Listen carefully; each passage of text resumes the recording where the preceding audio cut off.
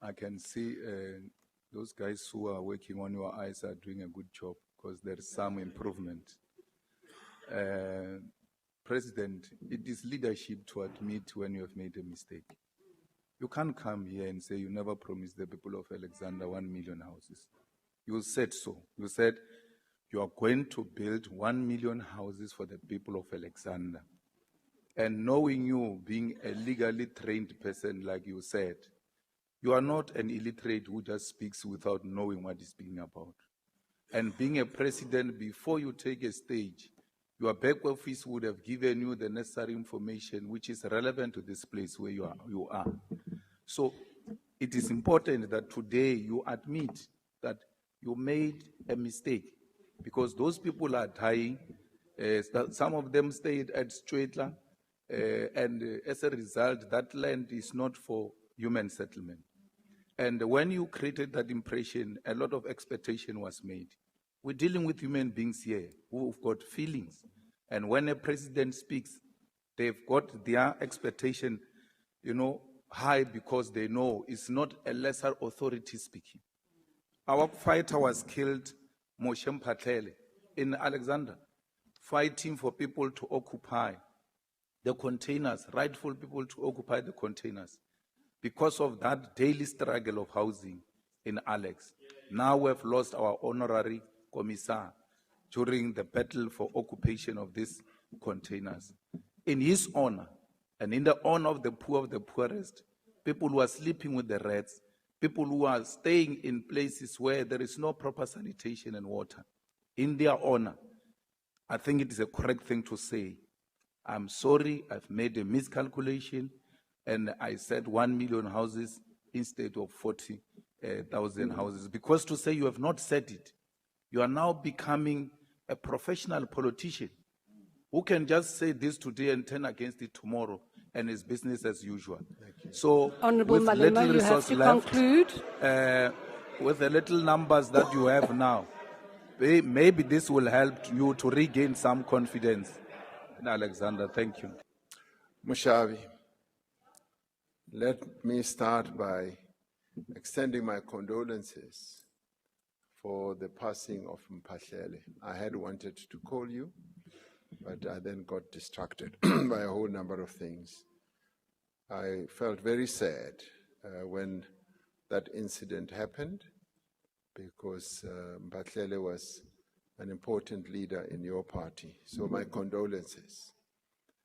In addressing precisely the point that you are making, we took care to go back to that recording and listened to it. And had a number of people in my office listening to it and interpreting it, because ke boletse ka Sepedi, ka bolela, and to the extent, Honorable Malema, that it created this impression that I said 1 million houses for Alexandra, which objectively would not be possible anyway, because we just don't have the land there to build the 1 million houses. And to the extent that it created that impression, yes, I will say I apologize for having made people believe that I meant for Alexandra. What I really meant was, yes, we would want to build 1 million houses for the whole country. And as it turned out, of course, we never really reached even that target because of a whole number of issues. We succeeded in building, during the MTSF, we succeeded in building 240,000 houses, which is way below what we had wanted. And there are many reasons around the country why we have not been able to reach our targets. And these are things that we do need to correct, because in some cases there's been underspending. Money has been laid out, and the entities that are supposed to build those houses often do not do so, and the money is returned. And the issue of Alexandra is quite complex and has been so for years.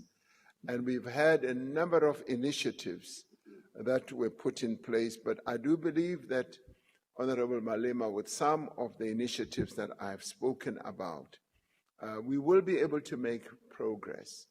The living conditions of our people in Alexandra are really, truly appalling.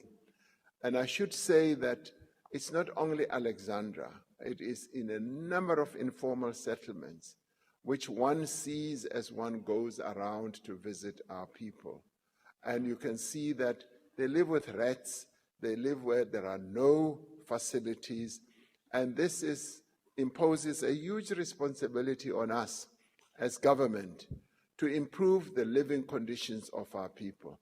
This is precisely what we are committed to doing as the 7th administration, and we will work day in and day out to make sure that we give our people living conditions that are conducive to the living of human beings. So we will be focusing on that. But thank you very much for having raised the issue of the living conditions of the people of Alexandra. I take it seriously, and I'm glad that you also take it seriously. Thank you very much indeed.